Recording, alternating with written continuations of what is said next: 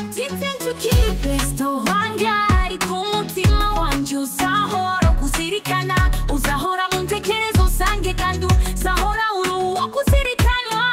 Twabanye muri byinshi byiza ariko iki nicyo gihe ngo dutandukane.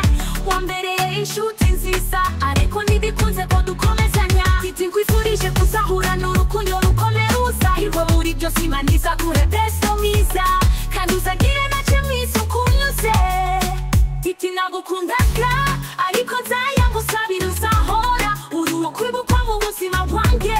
Titi sineze kuza kwibagirwa, ni nyambo wawe Imana y'amahoro izaguhe, uzaguhoza mu munezero maze ikurinda ukubabaza umutima wawe.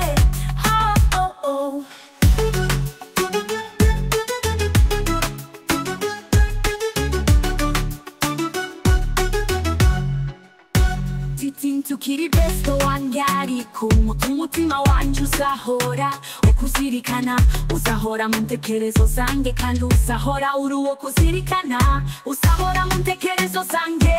Twabanye muri byinshi byiza ariko iki nicyo gihe ngo dukomezanya, twadukomezanya.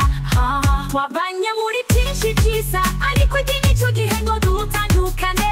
Wambereye inshuti nziza ariko ntibikunze ko dukomezanya.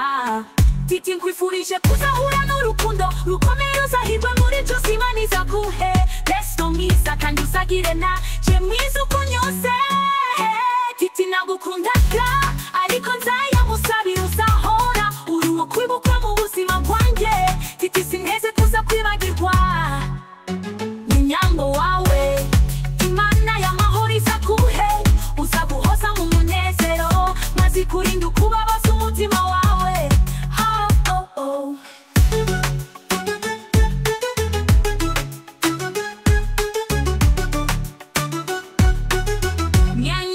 Imana y'amahoro izaguhe, uzaguhoza mu munezero maze ikurinda ukubabaza umutima wawe. Nubwo ntari besto ariko nzahora nkwibuka, ibihe byose uzahora mu ntekerezo zanjye.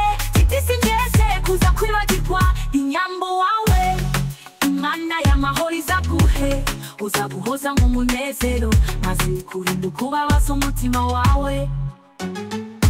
Kuko ntari besto ariko nzahora kwibuka, ibihe byose uzahora mu ntekerezo zanjye.